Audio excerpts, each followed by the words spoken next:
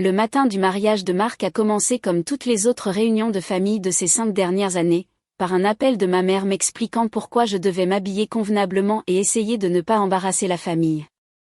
J'étais dans ma chambre d'hôtel au Georges V, contemplant la robe de demoiselle d'honneur jaune moutarde que Patricia avait spécifiquement choisie pour moi, quand maman a appelé pour ses dernières instructions.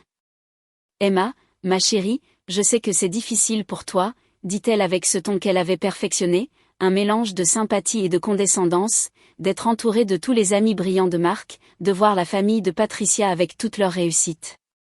Rappelle-toi simplement que tout le monde ne peut pas être médecin ou avocat. Je garderai ça à l'esprit, ai-je répondu en fermant la glissière de la robe qui me donnait l'air d'une banane malade.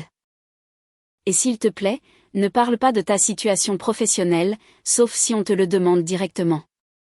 C'est le grand jour de Marc et nous ne voulons pas que les gens se sentent mal à l'aise. Ma situation professionnelle, c'est comme ça que la famille l'appelait maintenant. Pas ma carrière, pas mon travail, ma situation. Comme si c'était une pathologie qui exigeait d'être maniée avec précaution. La vérité, c'est que j'avais bâti Logistique Mondiale Anderson pour en faire une entreprise de gestion de la chaîne d'approvisionnement valant 4,2 milliards de dollars, qui employait plus de 85 000 personnes dans 47 pays. Nous gérions la distribution pour 30% des entreprises du CAC 40 et du Fortune 500, avions révolutionné la logistique de la chaîne du froid pour les entreprises pharmaceutiques, et étions à 3 jours de finaliser la plus grande fusion de l'histoire de notre secteur. Mais pour ma famille, je travaillais dans un supermarché. Cela avait commencé assez innocemment. Il y a 7 ans, alors que je construisais mon premier centre de distribution, je travaillais de nuit dans un Carrefour Market pour comprendre chaque aspect de la grande distribution, de la base au sommet. Je voulais savoir comment les produits passaient des fournisseurs au rayon, comment la gestion des stocks fonctionnait au niveau du magasin, comment les schémas de la demande des clients évoluaient. La plupart des dirigeants apprenaient ces choses à partir de tableurs et de consultants.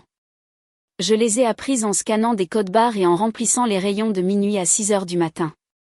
Quand la famille me posait des questions sur mon travail durant ces premières années, je disais que j'étais dans la grande distribution ou que je travaillais dans la logistique de la chaîne d'approvisionnement. D'une manière ou d'une autre, cela s'est transformé en « Emma travaille dans un supermarché ». Et une fois que ce récit s'est installé, il était impossible de le corriger sans avoir l'air de mentir ou d'être mythomane. La première fois que j'ai essayé d'expliquer ce que Logistique Mondiale Anderson faisait réellement, mon oncle Richard m'a tapoté l'épaule et a dit « C'est super, ma puce. C'est bien que tu sois ambitieuse dans ton travail au supermarché. » Quand j'ai mentionné l'embauche de mes 100 premiers employés, ma tante Suzanne a hoché la tête d'un air encourageant et a dit « Oh, tu gères un rayon maintenant ? C'est une merveilleuse progression. » Finalement, j'ai arrêté d'essayer de les corriger. Il était plus facile de les laisser penser ce qu'ils voulaient que de faire face à leur scepticisme. Et honnêtement, une partie de moi était curieuse de voir combien de temps ils pourraient maintenir leurs illusions sur ma vie. La réponse, apparemment, était « indéfiniment ». Le dîner de répétition, la veille, avait été particulièrement pénible. La famille de Patricia était composée de véritables réussites. Son père avait bâti une entreprise de BTP florissante. Son frère venait de vendre sa start-up technologique pour 50 millions d'euros. Sa mère était une magistrate de haut rang. C'étaient des gens chaleureux et accomplis qui s'attendaient clairement à ce que la famille de Marc soit tout aussi impressionnante.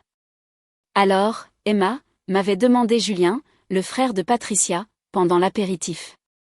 Marc m'a dit que tu travailles dans la restauration. Tu prévois d'ouvrir ton propre restaurant ? Avant que je puisse répondre, Marc était intervenu.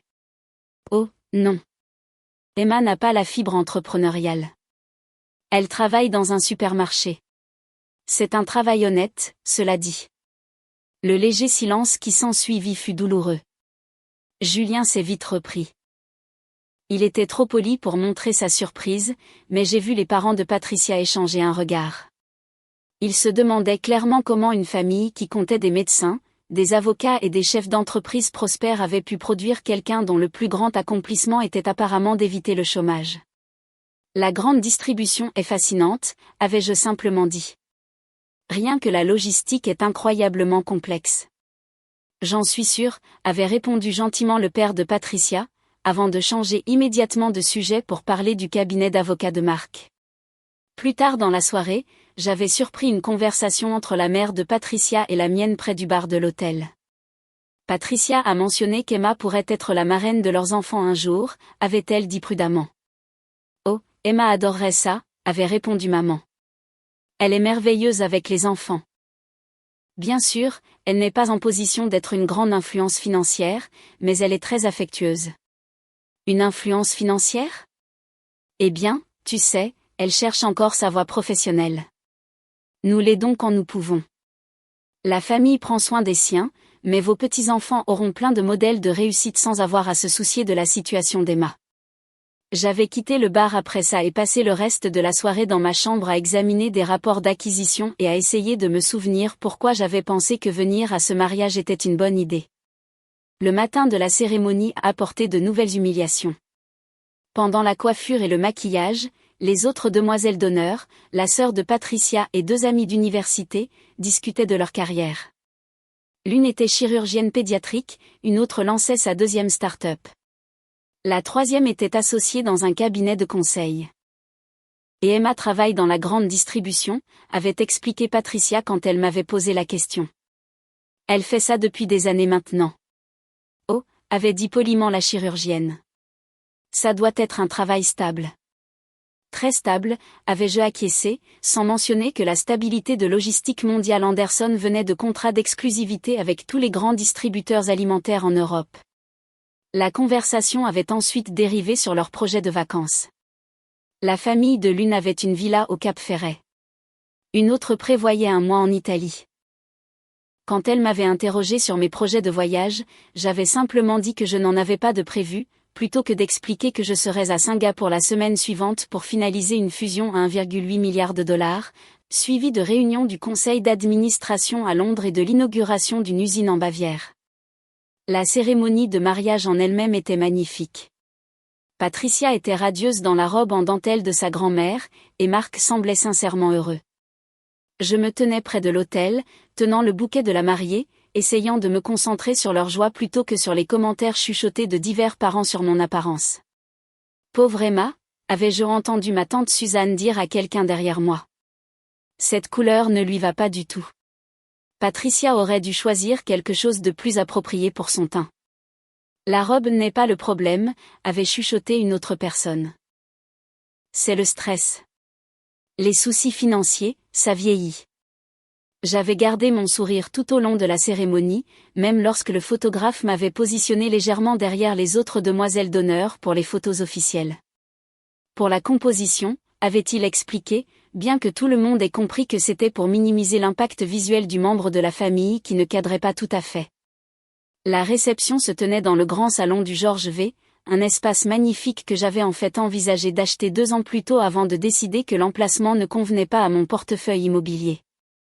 Le dîner était excellent, même si j'y ai à peine goûté en endurant toast après toast qui parvenait d'une manière ou d'une autre à célébrer les réussites de tout le monde sauf les miennes. À la famille de Patricia, avait dit Marc en levant sa coupe de champagne. À la juge Lefebvre, qui a consacré sa vie à la justice. À Julien, qui vient de vendre son entreprise pour plus d'argent que la plupart d'entre nous n'en verront jamais. À Monsieur Lefebvre, qui a bâti son empire du BTP à partir de rien. Il s'est tourné vers notre côté de la salle. À ma famille, mon oncle Richard, qui vient de devenir associé dans son cabinet d'audit après 20 ans de dévouement. À mon cousin Cédric, qui a ouvert son 2e cabinet dentaire cette année, à la témoin de Patricia, Sarah, qui sauve des vies en tant que chirurgienne pédiatrique.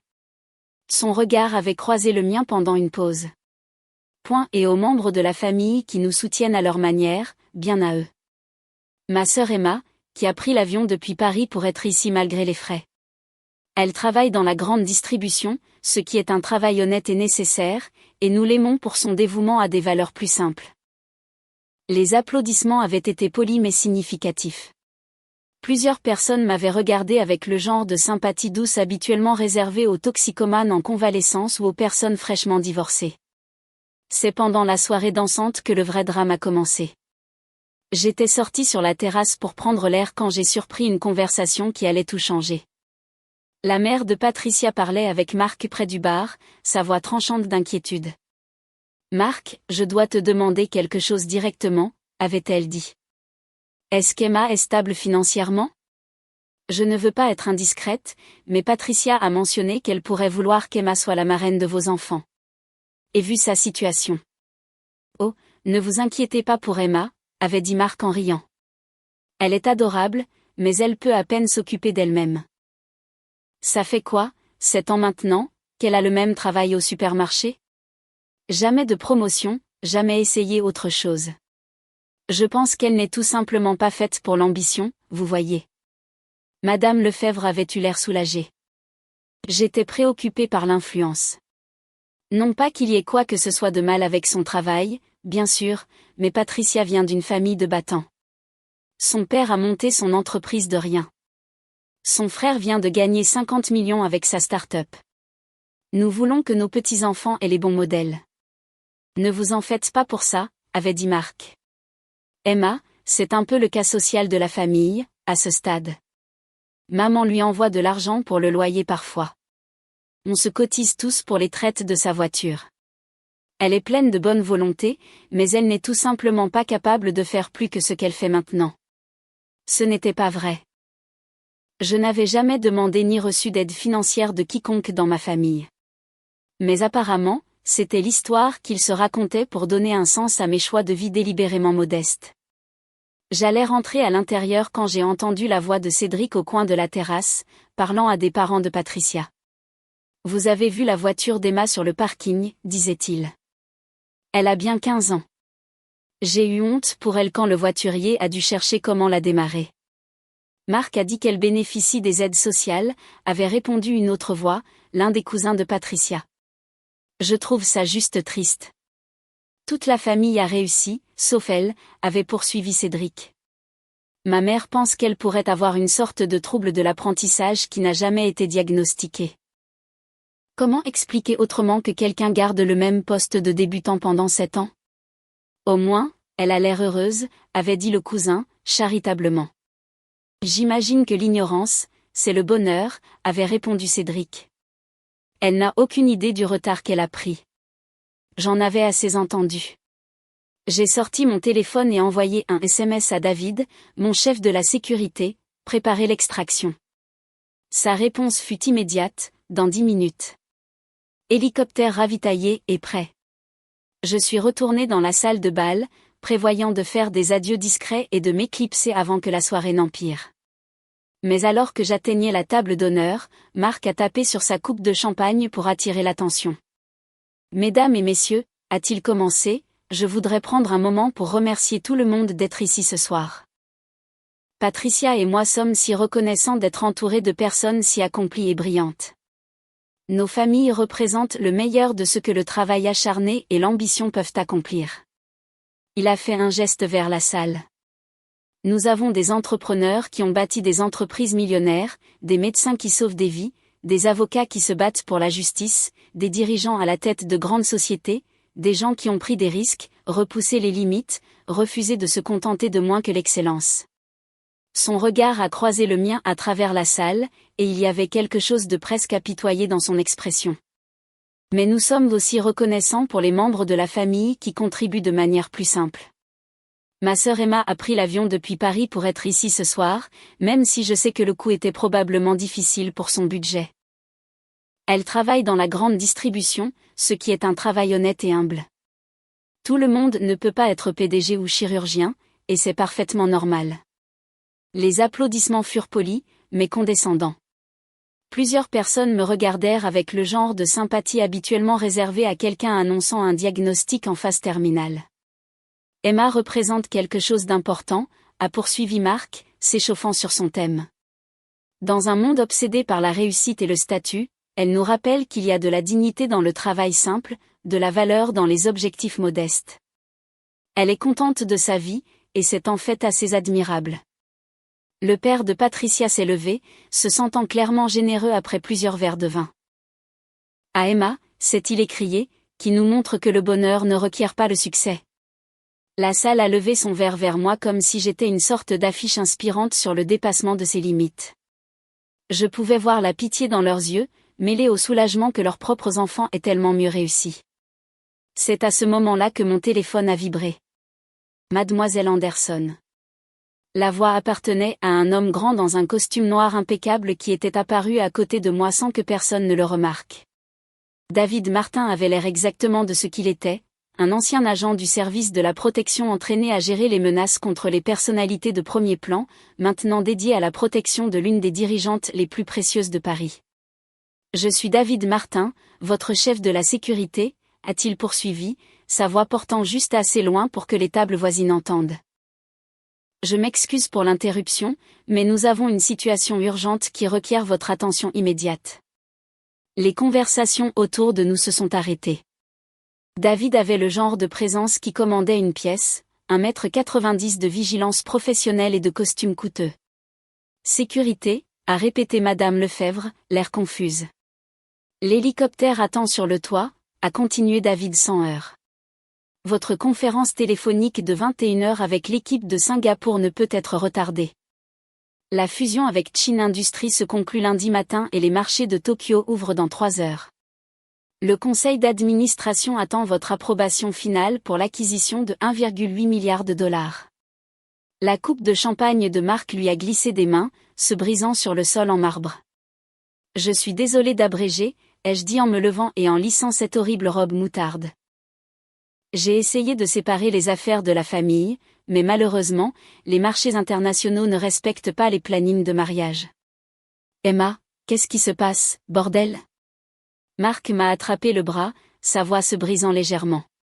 David s'est approché, non pas de manière menaçante, mais avec le genre de préparation professionnelle qui indiquait clairement qu'il était prêt à toute situation. Monsieur, je vais vous demander de vous écarter de Mademoiselle Anderson. Mademoiselle Anderson? La voix de Patricia était à peine un murmure. J'ai regardé autour de moi, toutes les têtes tournées vers moi, les mêmes personnes qui avaient passé la soirée à discuter de mes échecs et de mes limites comme si je n'étais même pas là. Je suppose que je devrais m'expliquer, ai-je dit. Je m'appelle Emma Anderson et je suis la fondatrice et PDG de Logistique Mondiale Anderson. Nous sommes la plus grande société privée de gestion de la chaîne d'approvisionnement en Europe, avec des opérations dans 47 pays et un chiffre d'affaires annuel de 4,2 milliards de dollars. Le silence était absolu. Le travail au supermarché que Marc a mentionné, c'est comme ça que j'ai commencé. J'ai travaillé de nuit chez Carrefour pendant 3 ans tout en construisant mon premier centre de distribution pendant la journée. Je voulais comprendre chaque aspect de la grande distribution, le comportement des clients, la gestion des stocks, la logistique de la chaîne d'approvisionnement, la dynamique des employés. La plupart des dirigeants apprennent ça avec des consultants et des tableurs. Je l'ai appris en scannant des codes barres et en remplissant des rayons. Le visage de Cédric était devenu complètement blanc. Nous gérons la distribution pour environ 30% des plus grandes entreprises mondiales, ai-je poursuivi. Walmart, Carrefour, Tesco, Auchan. Si vous avez fait vos courses ces 5 dernières années, il y a de fortes chances que nos systèmes aient acheminé cette nourriture de la ferme à l'étalage. Nous avons révolutionné la logistique de la chaîne du froid pour les sociétés pharmaceutiques, développé les algorithmes qui optimisent les itinéraires de livraison pour la division épicerie d'Amazon, et créé les systèmes de gestion des stocks utilisés par la plupart des grands détaillants. Madame Lefebvre me fixait comme si je venais d'annoncer que j'arrivais d'une autre planète. Votre société. Forbes m'a classé 47e sur leur liste des femmes autodidactes les plus riches, ai-je dit. Bien que je préfère me concentrer sur le fait que Logistique Mondiale Anderson emploie plus de 85 000 personnes dans le monde et est neutre en carbone depuis 3 ans. Patricia a retrouvé sa voix la première. Marc, tu as dit qu'elle travaillait dans un supermarché. Mais c'est le cas, a bredouillé Marc, qui semblait avoir du mal à traiter les informations de base. Elle m'a dit qu'elle travaillait dans la grande distribution. Logistique de la grande distribution, ai-je clarifié doucement. Je supervise les opérations de la chaîne d'approvisionnement pour toutes les grandes chaînes de supermarchés en Europe, ainsi que des opérations en expansion en Asie et en Amérique. Quand j'ai dit que je travaillais dans la grande distribution, je voulais dire que je révolutionnais la façon dont la nourriture passe des producteurs aux consommateurs. Oncle Richard fixait son whisky comme s'il pouvait lui fournir des réponses. L'aide que je t'ai proposée pour ton CV était très attentionnée, lui ai-je dit. Mais mon poste actuel me convient bien. David a regardé sa montre. Mademoiselle Anderson, nous devons vraiment partir. L'appel de Singapour est crucial. Chine Industries n'attendra pas. Et si nous manquons cette fenêtre, la fusion pourrait échouer. Cela représente 18 000 emplois en jeu, bien sûr. Je me suis tournée vers Marc et Patricia. Félicitations encore pour votre mariage. C'était magnifique, et je vous souhaite à tous les deux tout le bonheur du monde. Attends. Marc m'a de nouveau attrapé le bras, puis l'a immédiatement lâché quand David a simplement changé de pied. Emma, je ne comprends pas. Pourquoi ne nous as-tu rien dit? Pourquoi nous laisser penser? Vous dire quoi? Que j'avais réussi.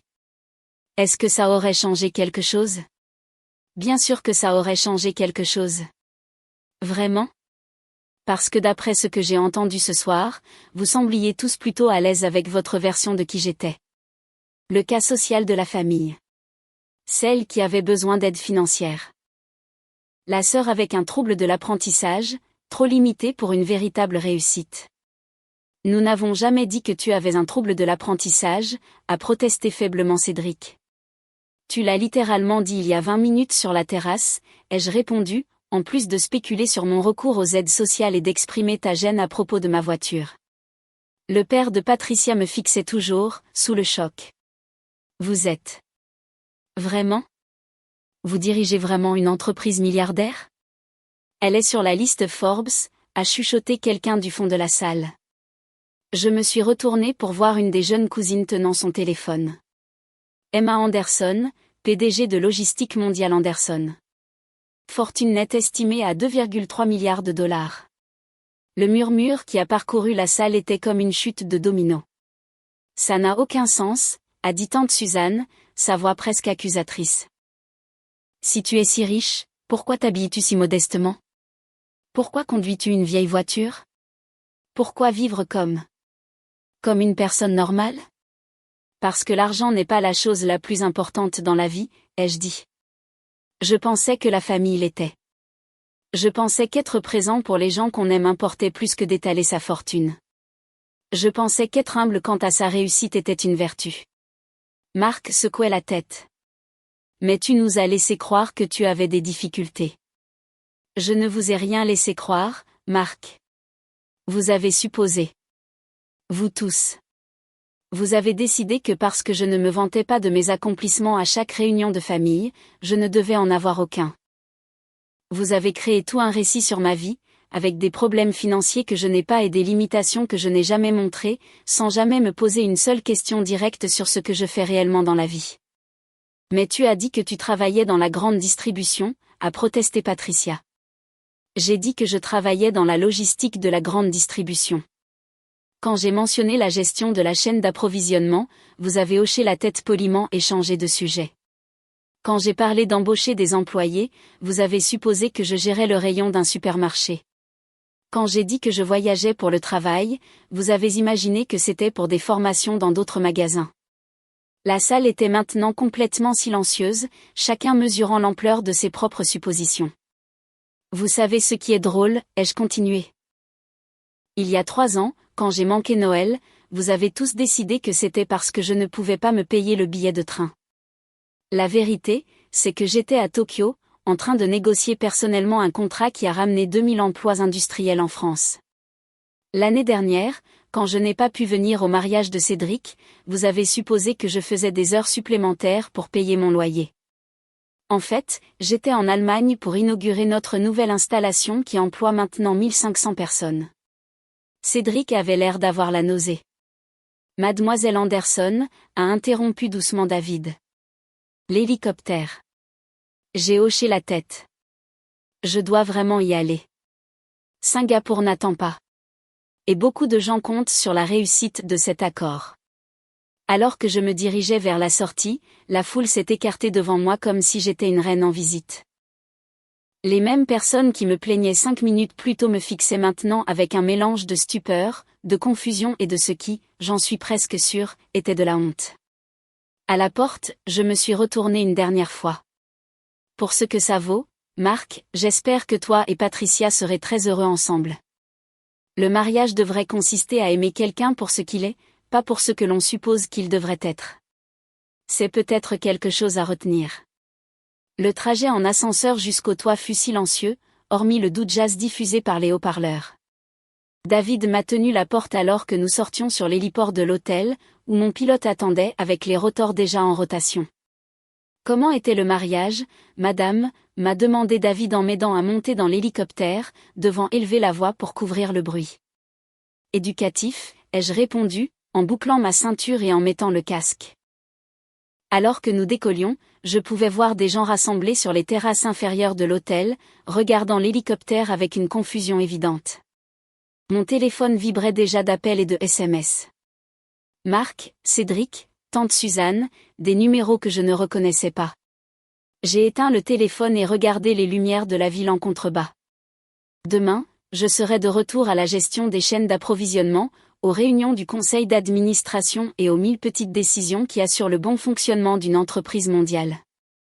Ce soir avait été un rappel de la raison pour laquelle je gardais ces deux mondes séparés. Mais peut-être était-il temps d'arrêter de cacher qui j'étais devenu. Peut-être que les gens qui comptaient vraiment m'aimeraient quand même, et ceux qui ne le feraient pas peut-être que leur approbation n'en valait pas la peine, après tout. Singapour, madame, a demandé le pilote via le casque. En fait, ai-je dit, faisons un rapide arrêt au bureau d'abord. Je veux me changer. Cette robe est horrible, et j'ai le sentiment que la réunion de Singapour va être photographiée. David a souri. Oui, madame. Je vous avais bien dit que le jaune moutarde n'était pas votre couleur. Alors que la silhouette de Paris grandissait devant nous, je me suis surprise à sourire. Les nouvelles économiques de demain mentionneraient probablement la PDG de Logistique Mondiale Anderson faisant une sortie inattendue en hélicoptère d'un mariage familial. Mon équipe de relations publiques devrait gérer les inévitables questions sur un éventuel drame derrière ce départ. Mais ce soir, pour la première fois depuis des années, je me sentais complètement libre d'être exactement qui j'étais, réussi, accompli, et plus disposé à le cacher pour que les autres se sentent à l'aise avec leurs suppositions. Le plus drôle, c'est que j'avais dépensé tant d'énergie à essayer d'être humble que j'en avais oublié qu'il y avait une différence entre l'humilité et l'invisibilité. Peut-être était-il temps de laisser le monde, y compris ma famille, voir ce que j'avais réellement bâti. Après tout, Logistique Mondiale Anderson n'avait pas révolutionné la gestion de la chaîne d'approvisionnement en restant silencieuse et en espérant que les gens le remarquent.